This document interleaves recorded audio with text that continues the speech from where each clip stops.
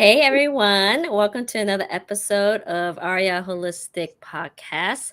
So I'm here with a special guest, actually one of my teachers when I went to chiropractic college. It was New York Chiropractic College, but now I think it's called like Northeast College of Health Sciences, something like that. Correct. So I'm so happy to bring Dr. Mary Balliet here.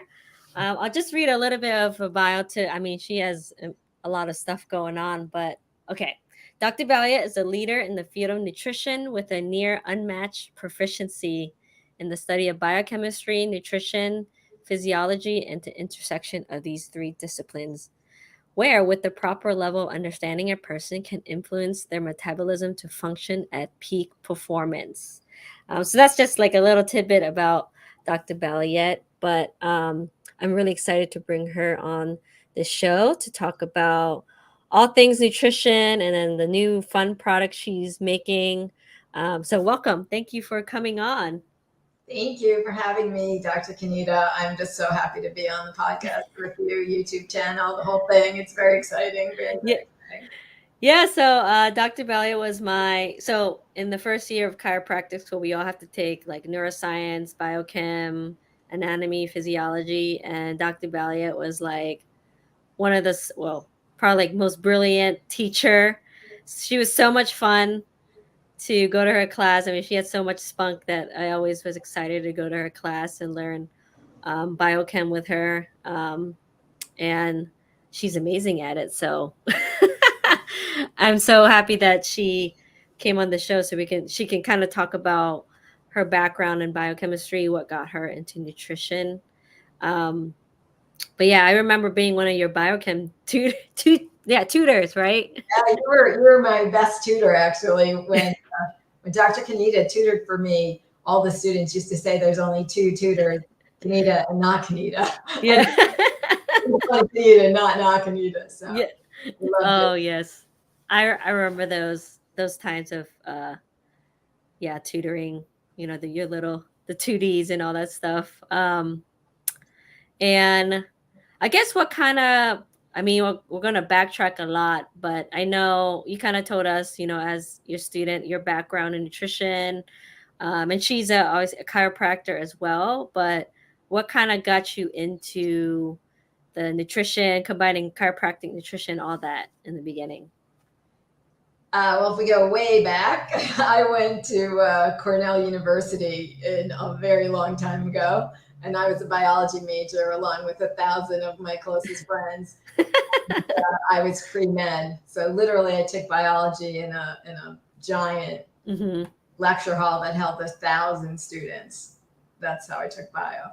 And anyway, while I was there, I realized that being a medical doctor was not right for me. Uh, Hmm. I just really care enormously about wellness. Mm. And so keeping people well is a really different thing than treating people who are sick. Mm. I, I don't have that skill set. I have the skill set. Oh, you want to be well. This is what it takes to be well. Oh, you're sick. You need allopathic medicine to treat that Hmm. named Western clinical medicine Hmm. diagnosis if Hmm. you're really not well. Hmm. So what ended up happening is that I had been a terribly sick kid, right? Mm. And Hmm. so I was working at Cornell in the lab because I decided not to go to med school, right? So I Hmm. was a lab technician and then a lab manager. Hmm. And what ended up happening is I bizarrely worked for a professor who specializes in dairy nutrition. And Interesting. yeah, in those days, this is the late 70s, 1970s, there was virtually only one human nutrition class at Cornell. Everybody else had to take animal nutrition. So I have Mm. almost a master's in animal nutrition from Cornell. I have a 4 credit class called Nutrition of the Ruminant. I know everything about how to feed a cow and how it makes milk. Wow. It just really was interesting. And when you realize that the animals who, that's a big ticket item in New York State. Mhm. Agriculture, milk production in particular, is Mm. the number one industry in New York State. And the dairy science building is ginormous at Cornell, and so that's where I was. And so you realize if that's true for animals, what's the deal for people? And so we were doing intriguingly hexane extractions of iodine from milk because we were writing a paper. I was working in the food science department by then. And we were writing a paper with a professor who we affectionately call the Pope of Cheese about how to turn milk into cheese. Interesting. Okay. And dairy is one of the highest sources of iodine in your diet. And that's because when they're going to milk the cows, I can't believe we're starting at cows, but when you milk we're going to start anywhere we need to. You have to clean the lines. They have to be sanitized, and iodine sanitizes the line. So we were doing hexane extractions, and one day a week we couldn't use a hood because there was a big lab next to us, and students were in there, and I couldn't do it. So I got sick because hexane is a liver toxin, and you're not supposed to be doing it on the bed. But this is before OSHA. That's how I am, like pre-OSHA. So one of the women I knew said, I was like, not doing well, not at all. And they said, you should see a chiropractor. And I was like, a chiropractor? But he did a technique that I do to this day called applied kinesiology. He was like, you have this organ issue and you have this, and you should take supplements and you should change your diet and you should do all these things.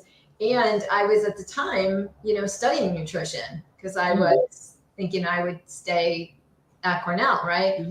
And in 3 visits, Kenita, I was well. And I've been sick my whole life. My mother was very ill at the time. I was always sick. I had everything. I just caught everything. Yeah. And so to have a chiropractor who did acupressure and muscle work and body work and nutrition and chiropractic, I was like, oh my Lord, this is what I'm supposed to do. So at 30 years old, I went to chiropractic college. Went to the now Northeast College of Health Sciences, New York Chiropractic College, and I was on Long Island. And I'm from the New York City area. So it was, I lived in Ithaca and I went back. And so that's kind of how I started. So I knew that I wanted to combine sort of acupressure, chiropractic, nutrition, lifestyle, because I went from being sick to being well. If I could deliver that, then I was on the path. And that's really how it started. And then when I came back to Ithaca to practice after I graduated, I worked a couple other places as an associate. The college moved up here, which is an hour north of Ithaca. And so in 1994, I went back part-time. And then in 2006, went back full-time because I love to teach, it. So I practiced I was practicing full-time and teaching part-time. And then in 2006, I switched to teaching full-time and practicing less. But and I sold my office to one of my former students. Oh, you did? Yeah, she sat right in the front row. She was president of AK Club, Yes. Of course, right? Of course. And anyway, so so shout out to Dr. Slota, who and now I practice just one day a week and sort of see people who wanted to come back. But I didn't practice for a while and I just taught. And I was the dean of nutrition at the chiropractic college. That's actually why I went full time. Right at the School of Applied Clinical Nutrition. I was the first dean of that program.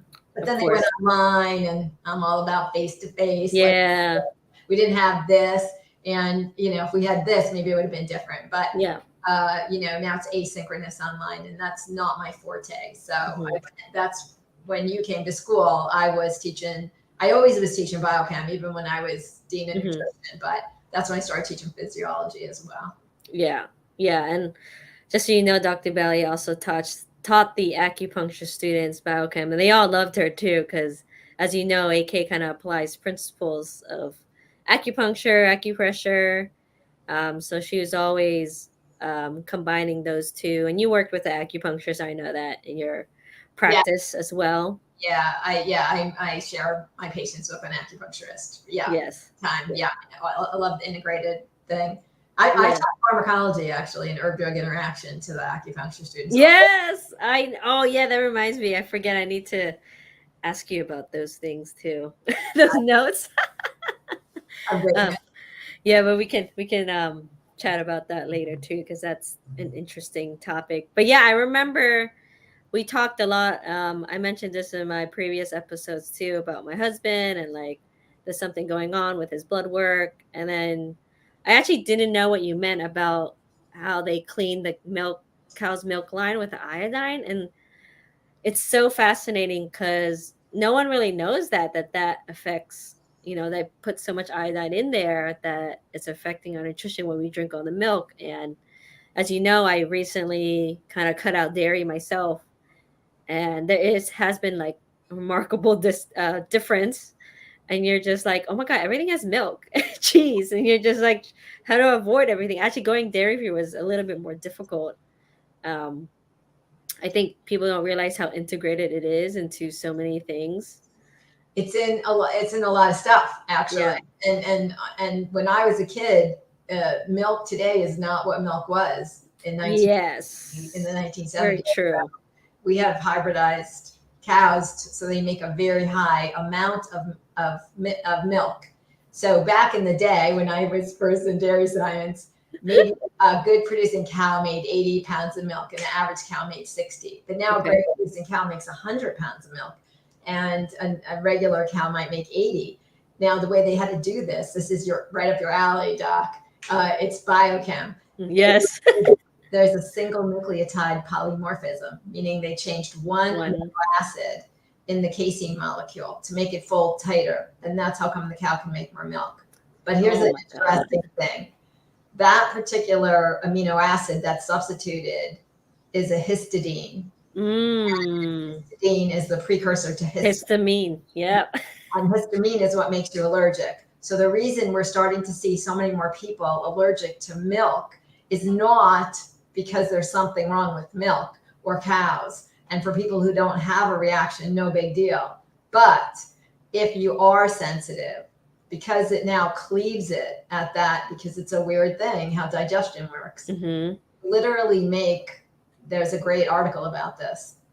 You literally make a thing called BCM7, called beta morphocasein 7, which is a Mm. morphine-like molecule. What? Slows your intestines down, but also makes you addicted. And so you're like, cheese, because cheese is very high in casein, as is yogurt. So now you have this addiction, and now your colon is a bit sluggish. When they say, oh, cheese kind of binds you, it's really from that. And so there is another milk on the market called A2, which is from different cows that don't have that Mm. amino acid. Mm-hmm. And so some people can have A2 milk and they're fine, Mm. and they're not actually allergic. And Mm-hmm. other people truly just are allergic because humans in general stopped drinking milk when they were 6. And so they sometimes lose the enzymes to properly digest it. It depends. Mm-hmm. Depends on your culture. And so I'm, not against cow dairy, but in my practice, I've seen, kind of like the rise in diabetes, the rise in people reacting negatively to cow's milk has gone up. And that's why today, that from the marketplace. There's almond milk and there's oat milk and there's rice So milk. so many different and Yeah. it's hysterical. So I had this conversation with my husband about he dislikes that they call it dairy free milk because he's like, it should be called milk alternatives. Yeah, and it's very confusing now because Yes. they're saying that it's milk, but milk is truly just a mammal. Yes. Yes. So it's a horrible misnomer, but Yes. Yes. people Oh don't my. care Yeah. about that. We actually had this conversation last week. So he's like, I don't understand why they're calling it milk. And it's like, yes, it's a misnomer. But yeah, it's funny we talk about cows and milk, but I was super interested in that. What do you think about you may have talked about it while we were in school, but like soy and like soy lecithin, like the binding stuff. So, What do you know about that? so That's why when we made our product, it's dairy-free and soy-free. Yes, I know. Yep. The problem with soy is not the soy, like the Asians have been doing soy for thousands and thousands of years, but they've been doing glyphosate-free soy. Over 98% of soy today has Roundup on it, which is glyphosate. And so I think probably people may not actually be as gluten intolerant or soy intolerant or corn intolerant as we're seeing. They're really glyphosate intolerant. And so another reason to do organic. So the problem is with soy and corn, because they're plants, what happens is, or even wheat, if there is plants nearby, pollination, you can get that Roundup Ready gene in your corn, wheat, soy. And the problem is, it's not that the nutrition is different. The nutritional content of genetically engineered things and conventional or organic, there's no difference. There's no difference at all. What there is, it's a pesticide residue. Once you're Roundup Ready and you have that gene that makes you resistant to Roundup, they just spray a lot more on there. And so the likelihood that you actually still have residue in the food then is quite high. Now, you could say, so who cares about pesticide? Well, the reason pesticide kills pests is it doesn't let you make energy. It interferes with your mitochondrial production of energy. So it uncouples them. So and a lot of people are very fatigued. And so one of the things I ask them is, how much conventional wheat, soy, or corn do you have? Now, to avoid wheat, soy, corn, that's tough to do because soy lecithin is in a lot of things, or soy flour is in a lot of things, and corn syrup, or corn byproducts, tons and tons of food. We kid around that if you can't cover the label with your thumb, it probably has something in it. Oh, yeah. The more ingredients, the more likely that it has something in there that you're going to react to. And, when you have a big, long list, then you're like, whoa, that could potentially be an issue for people. People don't think about that. But you're an acupuncturist. And I do, I look at people's meridians. How many people come in with liver toxicity? They're like, oh, I have liver toxicity. I want to do a detox. Yes. I'm, sluggish. I'm congested. I'm swollen. Yep. Swelling, gaining weight, can't lose weight. My tongue looks terrible, right? Yeah. That's a very liver thing when you have those little ridges on the outside of your tongue because it's swelled up. That's liver congestion, right? Yeah, there's this thing now that I've learned from one of Sharon's class, which is like more into the herbal stuff, but it's called a crimped tongue. And I was like, that is such a good description. So you see, like it's a crimped tongue where it like looks really rigid. Yes. That's a liver issue too. Liver issue, so people could look in the mirror and be like, yeah, my tongue look, how's my liver doing? Yeah.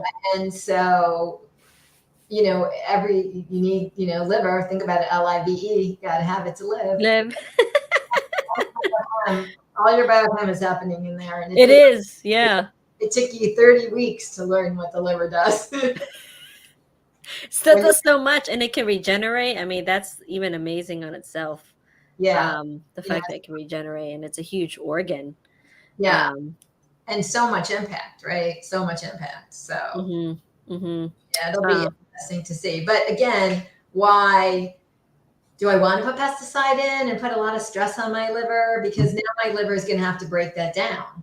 And here's what's interesting. And I say to patients, and now I'm saying, and to students, picture a field. Like I live in upstate New York, right? You drive by the field, it's filled with tires. You're like, oh, that looks terrible. Picture them on fire. Looks way worse.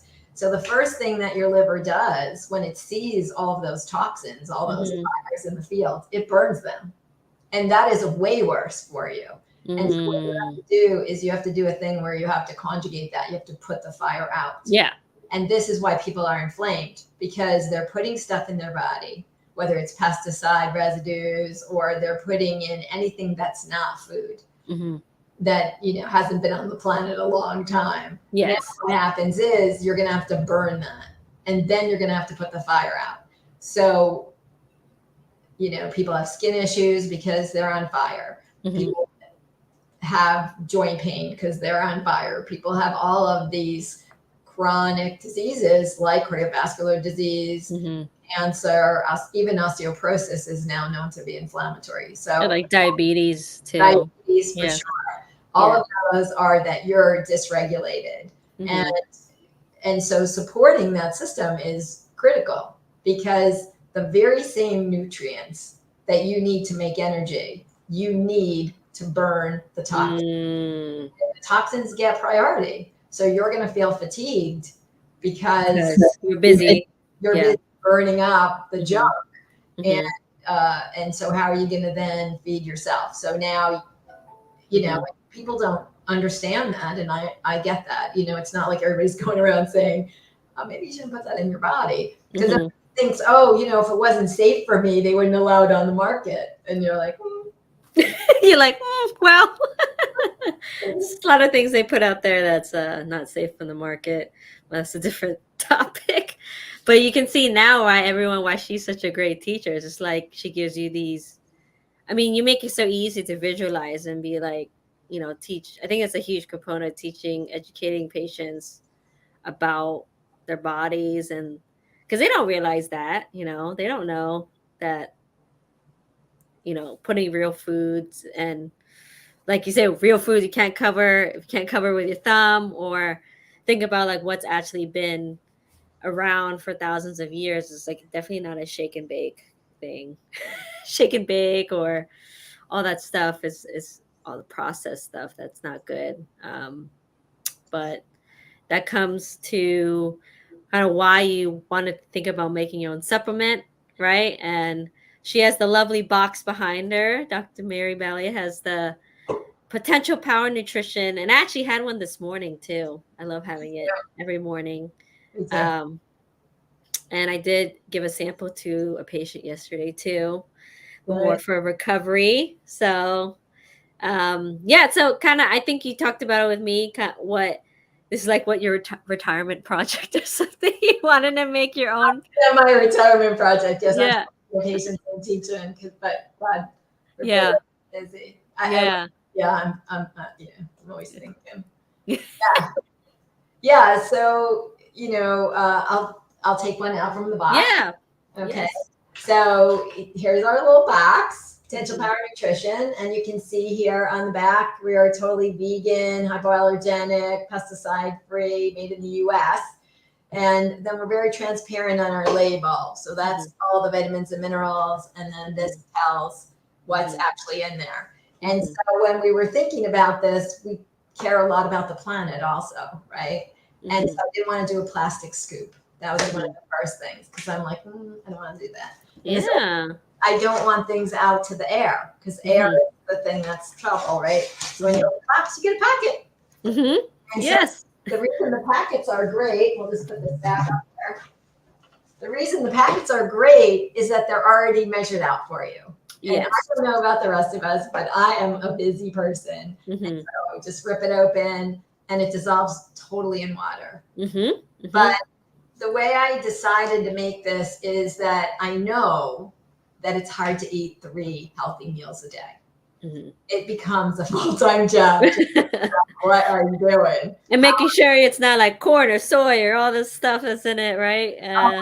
So many things to take into account, right? And I still want you to have quality of life. So I'm not against, I want to say this again, I'm not against corn or soy or wheat or dairy.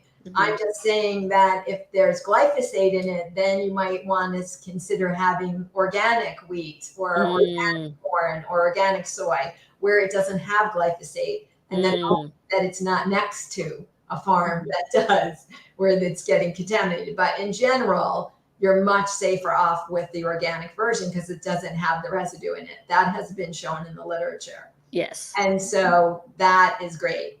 But when you're eating food and you're looking at your plate, what you actually want is you want to take things in order. And the first thing you want to know is that you have protein. because protein is structural. It's Mm-hmm. not really used for energy. And so whether it's my hair or my skin or my nails or my muscle, my bones, all of those things need protein. So the first ingredient in Potential Power Nutrition's breakfast blend is protein. So there's 24 grams of organic pea protein. That's a good amount. And like, yeah, some protein powders don't even have that. Or it's, I was like, I saw that too. 24 grams of protein. That's because the literature, Kenita will tell you, I know all these studies, right? So the Yes. literature says 20 to 30 grams can be digested at any one meal. How do you know that you have enough, not too little and not too much, right? So I think that's the issue, right? When people talk about protein, our first ingredient, we don't want to have too little, because what I tell my vegan patients who are really carbohydrate addicts and not genuinely vegans, and like, I get you don't want to have a cow, but you're eating your own biceps, so you're a cannibal. So it turns out that many things in our body, especially in today's world where we're exposed now to a lot of diseases, your immune system is made of protein. So if you do not have enough protein, you literally are going to eat your own muscle to make those antibodies to fight diseases. So let's look at the population that was the most at risk. And that actually was the people who had comorbidities, particularly cardiovascular disease, diabetes. Well, what do they all have in common? Their blood sugar is too high in general. And the reason that is because they're not having enough protein in their diet. And so now we're having too much sugar, because we don't want to have no sugar, but we don't want to have too much sugar, because the body only can handle so much. So too little, you're going to lose your muscle mass. That's called sarcopenia. And that's really a big risk in people who don't eat the right amount of protein. But then there are the people who eat too much protein. And the problem with that is your stomach, which is the main place, your stomach and your small intestine, where you're going to digest that protein, that has a limit to what it can do. If that protein hits your colon and it hasn't been digested, the bacteria ferment it to a very smelly gas. You're like, many of us have lived with an older parent or grandparent where you're like, right? Not doing a good job digesting their protein. I see. Because they're either overdoing it or they're on a medicine that won't let them digest their protein. Got it. Stomach acid, say. Yeah. And an antacid, the number one most prescribed in the US and Canada and the world. Love it. Most drug in the world is antacids, over the counter and prescription. So that's an issue. We don't want that. So that's why I picked 24. If it's 20 to 30 is ideal, let's go in the middle, slightly on the other side, because there's women and we probably need a little lower and men need a little more. And then they can always add more. Like I have my shake in the morning with a bowl of high protein, high fiber cereal. That kind of bumps me up to closer to 30, because I count my protein grams every day, because it's just what I do. That's what you do, of course. Because I'm an older, I'm in the elderly group, actually, in the literature, which is shocking, but true. The second thing that you should have on your plate after having your protein. So this is the same amount of protein as half a chicken breast. So if you had a boneless breast of chicken and you cut it in half, that would be about 24 grams. So, maybe a boneless breast would be 24, but the actual chicken breast, they're big. Cut it in half, you get about 24 grams. This has as much fiber as a whole serving of either vegetables or fruit. So either same as an apple or same as a cup of, say, broccoli. Should we have a vegetable or fruit at every meal? Yeah, we should. Strive for 5 is only for women. Strive for 9 is for men. So for women, that's 1 of their 5. And for men, they need more. So I actually do some fruit also. So then I have 2 servings at breakfast, right? Yeah. So that's kind of great. So that's a second ingredient, is fiber. And how do we get the fiber in there? Well, we used organic cocoa. Organic cocoa has so many good things for you. But one of the things is it's just really high in fiber. That's probably why the literature on chocolate is so great. Yes. Yeah, and then if I look at the label, then the very next ingredient is that I did put some sugar in there, which people are like, why did you put organic cane sugar in there? Well, number one, the body knows how to deal with it. Mm-hmm. Number two, you want to have it less than 10 grams, which this is at 9, so it's less. But you don't want to have it so low that your pancreas doesn't make this compound called insulin, which many of us have heard about. Mm-hmm. Insulin is the doorman that brings pizza to your door. You want to think of sugar like pizza. Okay. And pizza doesn't deliver itself. Yep. You need a delivery person. And for your muscle and for your adipose tissue, your fat, you actually need a delivery person to bring the sugar in. And insulin brings the pizza, brings the sugar. So you have to have enough so that the delivering man was going to deliver the sugar. Why? Because then the amino acids, which are from the protein that builds the muscle, it follows the sugar. So if you don't have any delivery man, just like the pizza has carbohydrate, but also has cheese, which is protein, you need them to come in together. And that is the insulin's job. Now, some people have trouble having a doorman answer the door. Right? Insulin is like ding, right? Yeah. Open the door. Yeah. Well, in order for that to open, there's a couple things. One, you need chromium in here. The second thing on blood sugar handling is cinnamon. Cinnamon, yes. So it makes a very rich taste by putting the cinnamon, but it really helps in that blood sugar handling. So now instead of the sugar staying in your blood, which it's going to cause trouble if it's out there, okay, that's not good. And we'll talk about that in a second. We want it to come in. So between the chromium that's in here and the cinnamon, we're getting that to go in. We have the right ratio. So now we're going to feel satisfied, because when the food goes into your muscle, you feel satisfied. When it goes into your fat cells, then you've seen those people, they have very thin arms and legs, but they have a bigger belly. That's because the fat doesn't really get blocked the way that the muscle does. The muscle is like, oh, too much pizza. And it really takes the doors out. And so how much you ring the bell. And that's what's called type 2 diabetes, when you're insulin resistant. The pizza guys are out there, but you're like, oh, too much pizza. You block the door. But adipose is like, come on in, we're gonna food. And now we just put all this there, but the body doesn't feel satisfied then. That doesn't have that satisfaction impact that when it goes in your muscle that it does. So that was another reason that I was trying to blend this correctly. And when sugar stays in your blood and it's too high, it's just like when you put too much sugar in your coffee or iced tea. If it goes down a little, all of a sudden it precipitates out or crystallizes. But when it crystallizes, it's crystallized in your blood as well. And as the blood drives past the wall and there's all those crystals, they literally etch the wall. Yeah. And it's almost like you have like sludge as blood in a way. Correct. And the problem is it's the etching in the wall that leads to plaquing and leads to cardiovascular or coronary artery disease. And so that isn't great. A lot of sugar in your blood pulls more water in to the blood, and that makes you have more blood volume. And now it's pounding on the wall that leads to hypertension.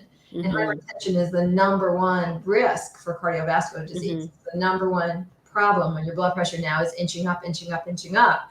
And so that means you have either too much salt or too much sugar in your blood. Those are the two things that are going to make you get hypertensive. So everybody's like, oh, you need medicine, but you can do some dietary things. Lower your sugar to the right amount, not no sugar, not a no sugar diet. It's right sugar diet, but you want to have the right amount, because you don't want to have your blood pressure be too low. Now I get up out of a chair, I'm like, ooh, I'm so woozy. So you don't want no salt, you don't want no sugar. And your brain, bizarrely, can only run on sugar. So you'll get brain fog. If you are, the people who do no carbs are like keto, keto, keto, you're going to get a wicked headache for 3 days. Oh, yeah, absolutely. You can only use ketogenic diet for 50% of in your brain anyway. So you have an absolute requirement for some carbs. So I wanted to deal with that. And then the other thing I did was I put some good fats in it, like lecithin. but I did sunflower lecithin, so there's soy, so it's hypoallergenic. Yeah, because I see soy lecithin a lot too. Yeah, and so I didn't want to do that. And then I put turmeric and ginger. Yes. And you and I talked about this a number of weeks ago, where the literature on that, Chinese has Mhm. said cultures all over the world get probably the two best together anti-inflammatories, calms the bowel down, makes you not feel nauseous, Mhm. keep the bowel healthy, everybody is happy. Mhm. All Mhm. of your body is healthy. Yeah. Pretty much. And then I put all the vitamins and minerals you need to make energy. Yes. All the vitamin Bs and I was just looking at your PowerPoint too because I had it over here. Vitamin D, we need that, right? Especially East Coast. If you're on the East Coast, you need North, anything north of DC, you need it. yeah. But yeah, so it's all, and I know, when Dr. Balliet taught me there, and I talk to my patients a lot about this too, is yeah, you can get supplements and stuff, but like, is it in an absorbable form Correct. for your stomach? That's the biggest thing. You can buy stuff off the shelf, but like, if you can't absorb it, it's just kind of random stuff going through your body that you probably don't want. So she also made sure that it's in the correct form for your body to absorb well. And that's why it's like I've been taking it the past couple of weeks now. I'm like, No, and I agree with that. I actually think in the office, Kanita, it's interesting when mhm. I do nutrition consultations, because I live in Ithaca and people read everything and watch everything. They'll literally come in with a Wegmans bag filled with all the supplements they're taking. Oh my gosh. And the first thing I do is like, that's too much. Yes. The other thing, this does not have too much. And that's really important Mhm. because you want to have targeted things. You don't want to be using a machine gun. That's Yeah. a lot of collateral damage. And again, your liver that we were talking so much about, if you put more in than it needs, it's like, that's too much. And now I'm going to have to send it to the kidney. Now, what if I didn't drink enough water because I don't like Mhm. water? I'm going to get the extra things, like I have patients and they're like, do I need to drink water? And I'm like, yes. They're like, how about Crystal Light? I'm like, would you do your dishes in it? That's always the rule. Oh yes, I remember this now. If you don't do your dishes in it, like they're like, how about Pepsi? I'm like, delicious, but you can't. Would you do your dishes in it? And they're like, no. I'm like, well, then it doesn't count because your kidney really, as you know, right? Water, salt water. Mhm. That's what the kidney is dealing with. Water, Mhm. salt water. And so if it's not water, it's not helping your kidney. Mhm. Mhm. That's Yeah. why we made this to dissolve in water, actually. Yes. I mix it a little bit with like I like oat milk because I've been drinking that for a while. So, but I do kind of half and half. Yeah, Uh, no, everybody has their thing. One of my brothers yes. likes it in yogurt. My sister likes it in Oh. the magic bullet with the banana. Oh, the banana. I should try that. I Actually, know. sounds really good. My former office manager likes it in a half a cup of almond milk mixed with half a cup of water. So she's, you're doing the oat milk. Everybody gets to do their own thing. It's like your phone. Everybody has a different phone. Everyone can do the shake that Yeah. anything they want. Yeah. But it also Yeah. blends really well. No grit. Yes. Yeah. Yeah. No, I've definitely noticed that too. I think the first time I had it, I was like, oh, okay. But then you kind of like this, you almost like crave it in a way. Um, I agree, right. actually. Yeah.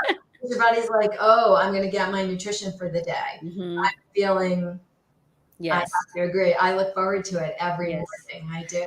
Yeah. Cause I had a class this morning, like a 3 hour class. This is like a fellowship with Chinese medicine. So it's like 3 hours and I have it next to me and, I can focus the whole time. I just feel like it's so nice to have that all the nutrition, all the vitamins in this one place. And I know we actually spoke about. I've been talking to some of my patients who are pregnant, and we talked about the prenatal vitamins and how actually it has too much in Yeah. it. And like I've heard many of my patients say, "Oh my god, when I take prenatals, like my stomach feels awful, right? Constipation." And that's what you mainly said. It's too much for the liver to take. Yeah, Um, exactly. And even almost too much to absorb. And that's just hard on you, right? And so this is perfect for pregnant women. The mhm. only thing they would have to add is a little bit of absorbable iron, which is harder to get than you would think. So Really? chelated iron, because a lot of medical doctors are big on iron sulfate or iron oxide, both completely unabsorbable. Why you get the black stool, why it's so constipating from iron. So you want to have a chelated iron. Chelated iron. Yeah, so either to an amino acid or something else. So they'll have it very clearly, or a natural source. Okay. Iron. If they love to eat red meat, then that's great. Not everybody will eat red meat. But spinach is really high in iron, and raisins, interestingly, are high in iron. Oh. So you can Google foods high in iron, and and see that menstruating women need about 18 milligrams of iron, but it's toxic to everybody else. So I did not put that much in there. I put the right amount for non-menstruating females and everyone else. And so only menstruating women need to have 18 or more, and pregnant women need a little bit more. So, and nursing mothers. So yeah, they're gonna have to, that's the one thing they'll have to add. But that's the brilliance of having a healthcare provider sell this, is because then they steer you with the extra things. This is your baseline meal replacement sort of thing. Like I said, for me, it's only 183 calories. So when I was trying to get rid of some weight, that would have been perfect breakfast for me. Now I'm eating about 300 calories for breakfast. So I'm going to add a bowl of cereal with some fruit. Yes. And I think if you're a bigger person, you can add more to this and have a little bit more carbs with it, so that, and maybe bump the protein up to 30. I wouldn't go over that, but then you can kind of, you could have a piece of whole wheat toast, organic, with maybe some nut butter on it. That would be great. No, I talked to you, other than I mean, this is very versatile kind of a nutrition, because I've done it for, like, I play a lot of tennis, right? I've been playing very competitively the past couple weeks, actually, like way too much, I think. And I'm like, oh my God, my body. But I think the other day I burned like 1,200, it's like ridiculous amount, because it's like cardio, all the stuff. And I taken this, but then you have to add more carbs, more even so it's just 24, the carbs to help with that, the recovery. Correct.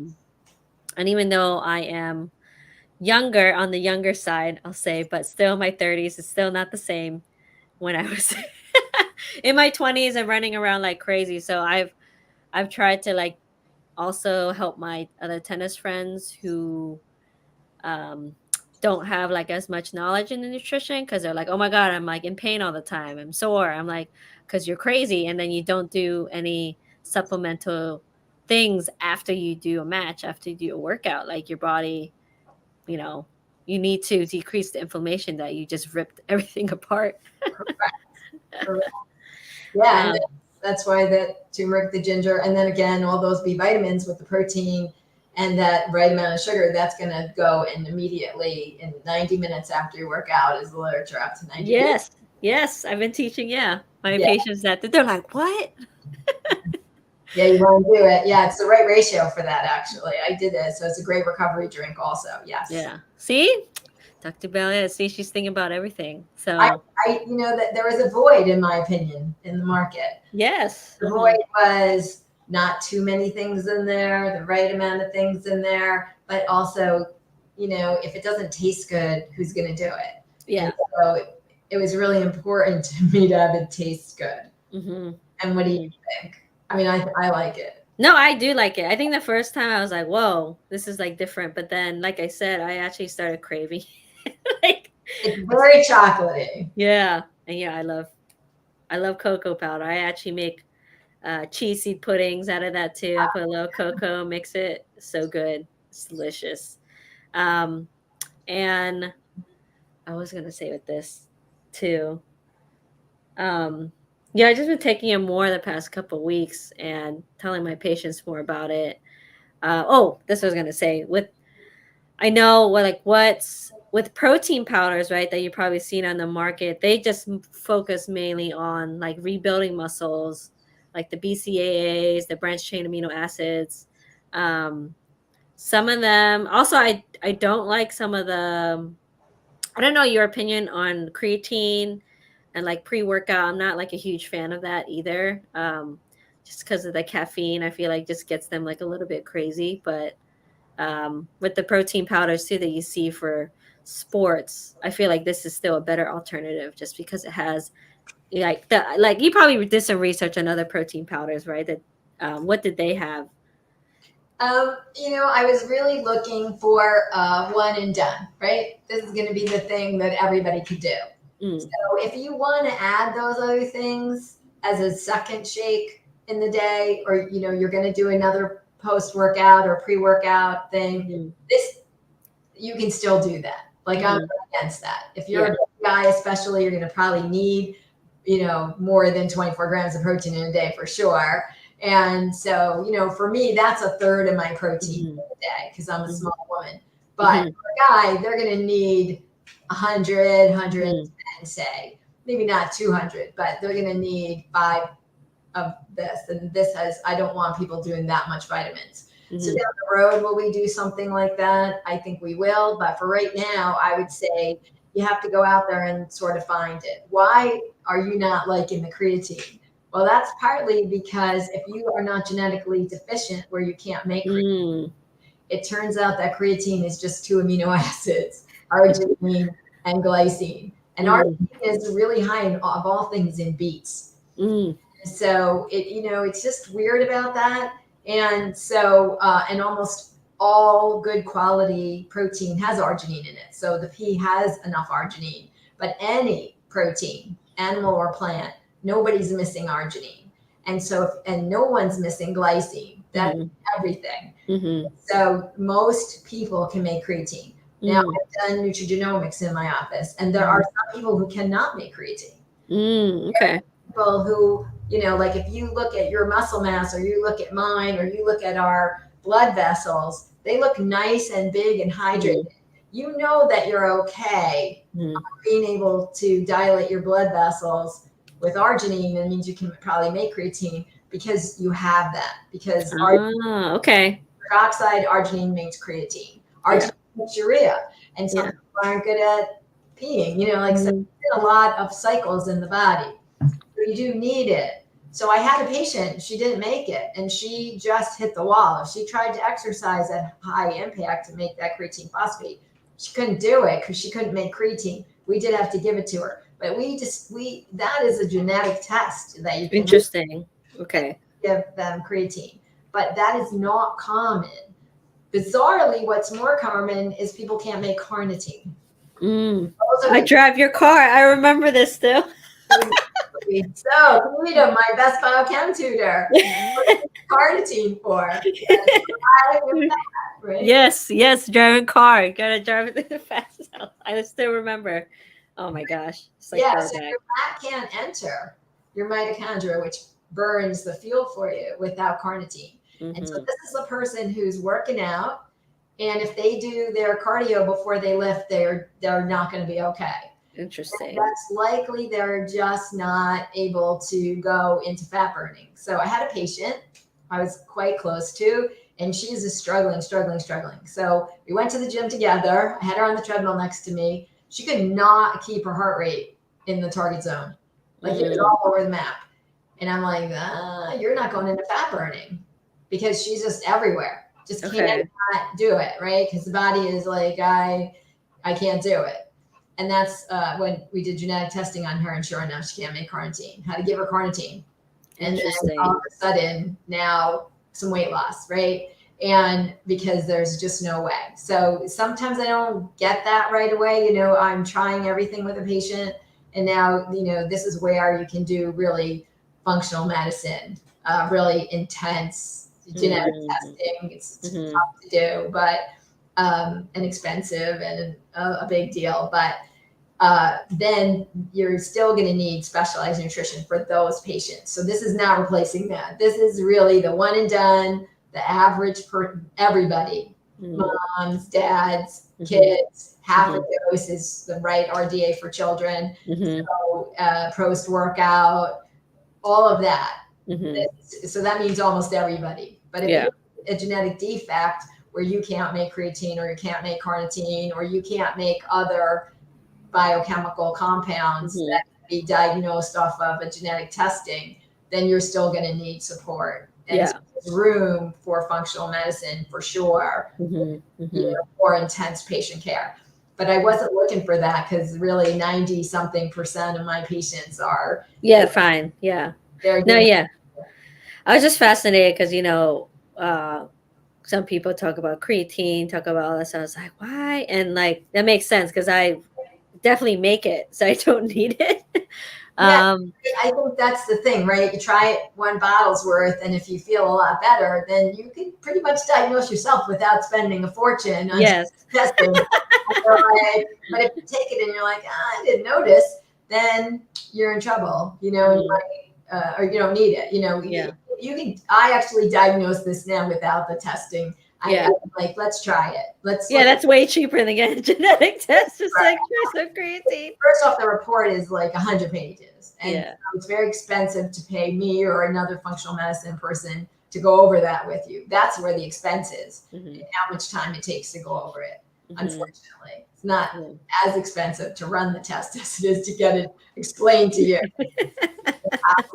And you would love to need it because the report comes with all the biochemical cycles I made you draw out when you. Yes. Oh gosh. I think that's still when I spoke with you last, I like still kept my biochem notes. So I was like, oh man, she makes me want to review everything in a good way because it's all like it's interesting because my background, and we talked about this, is I see kind of both sides where I see the biochemistry and I see the Chinese medicine aspect. So it's very fascinating to me when we talked about with people who have type 2 diabetes.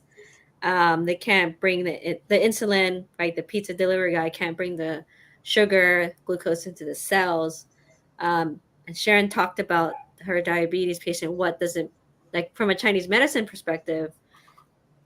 It's similar because it's like trying to think of how to explain it like simply, but because the you have high insulin in your blood too, right? Trying to bring the blood sugar in, you create, and you talked about like it etches the walls, and she talks about a lot of them have what she calls crappy blood, and I think it's saying the same thing. It's the blood quality is really really bad because you have all this gunk in it, essentially the insulin, the sludge. So that's why, right, you keep gaining all this weight is because you can't get the cells what they need, essentially.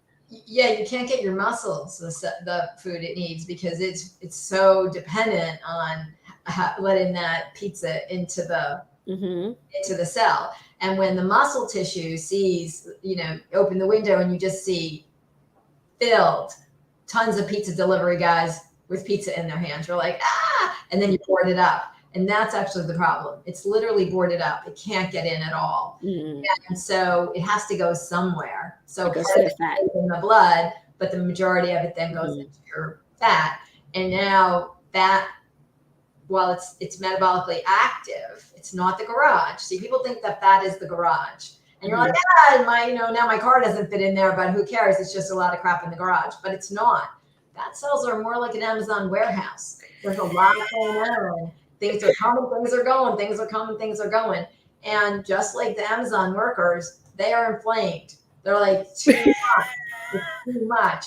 And fat tissue, when you are constantly putting stuff in and taking it out and putting it in and taking it out, which is what happens when you have all that pizza and all the Mm-hmm. guys, they're coming in, they're going out, they're coming in, they're going out. And then the fat cells make things called inflammatory cytokines like Mm-hmm. IL-10 and Mm-hmm. necrosis factor alpha. And so now all my inflammatory markers go way up. Yes. And that's the issue. Now Mm-hmm. I'm on fire. Yes. Now I've got thick blood and I'm on fire. I don't know. It doesn't seem good. Does not seem like a recipe for good things to happen in the body. Fortunately, we just then look at our genetic markers. Are we the majority? Are we going to get cardiovascular disease, heart attacks, and strokes? Because that's the number one killer in the US and Canada. Cancer used to be, everything's moving down the list because now people are dying of infectious diseases again. So Mm-hmm. they're moving up the list. But still cancer is, maybe down to 3, but Mm-hmm. it's not 10 on the list. Yeah. And Yeah. It's still out there. that's also an inflammatory disease. So Yeah. if you're on fire, then you just got to look at your family history to see what you're likely to get. So we're trying to, with this, put the fire out, right? And also make people satisfied so that they're not driven to eat those. You know, we want to make it easy, right? Because that's the thing. When you're exhausted and you're tired and you got to get it together and you're going to skip breakfast, and then on the way you're going to go stop at Starbucks and get a, macchiato. Number one, it's going to cost more than this, and number two, it's just going to raise your blood sugar. So it's not helping you. It has none of the nutrition that you need to. And it's going to be more expensive. So why not, throw this in water instead? Yeah. I love it. So I tell my patients, so I have it, the people who are listening that see me in clinic, I have it in my clinic. And then also, if you want to get online, you can go in potentialpowernutrition.com, and you can use my code KS002 to purchase it as well. I'll give the links below later. But of course, like, our hour is almost up, and I knew we would kind of chit chat for a while.